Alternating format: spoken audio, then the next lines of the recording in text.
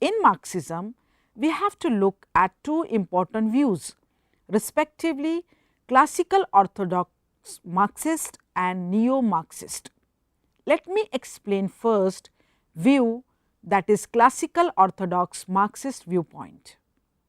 According to this viewpoint, state is an instrument in the hands of a ruling class. The Communist Party of India, for instance, characterized the Indian state as a national bourgeois state. The class of nationalized bourgeois does not include the monopolists who tend to compromise with feudalism and imperialism.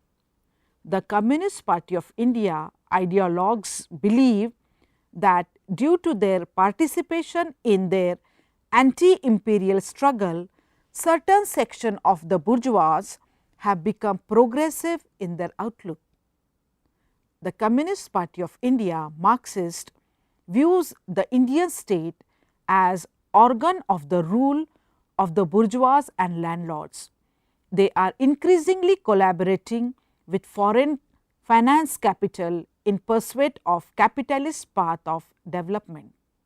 The Communist Party of India Marxist Leninist similarly, with a slight variation, views the Indian state as a semi-colonial and semi-feudal state.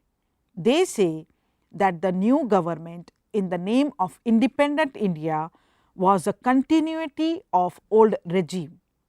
They conclude that reforms introduced by subsequent governments have not changed the foundations of Indian society in general and the ruling classes in particular. There is no change in their foundations of power. They hold that the bourgeois has mortgaged India into the hands of foreign capitalists.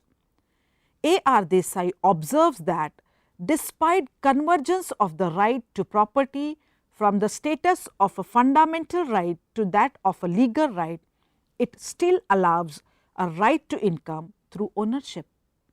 Further, the ensuing gross inequalities of income are seen as socially acceptable. Desai also cites the case of the Indian planning machinery, which is geared towards the path of capitalist mixed economy.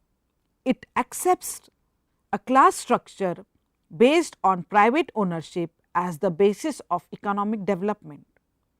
While seeking to abolish social inequality, our planning process does not make a dent on the fundamental class inequality rooted in private ownership of the means of production.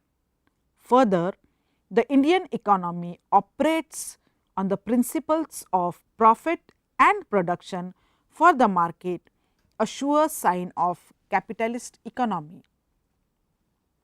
A. R. Desai thereby argues that the Indian state has not made an organized attempt to support the development of capitalism and resist the forces of socialism.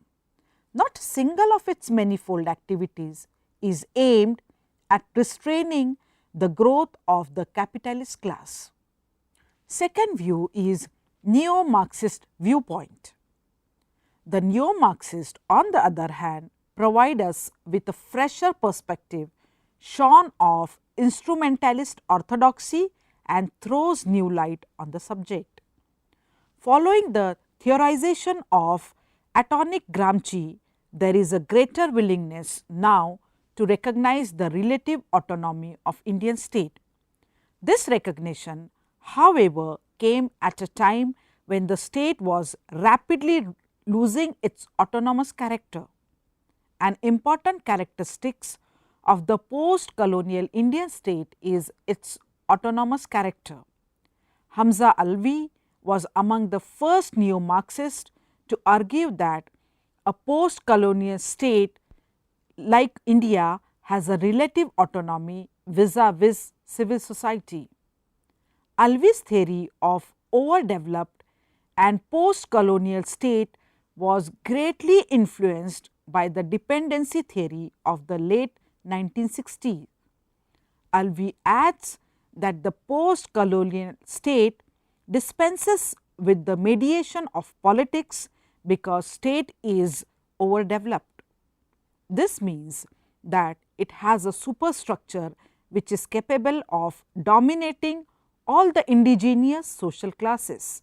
According to Alvi, the colonial state had to create a state apparatus through which it can exercise domination over all the indigenous social classes in the colony. Although Alvi's main concerns are Pakistan and Bangladesh, he has several important things to say about India. Certain commonalities are shared by these countries owing to their common past.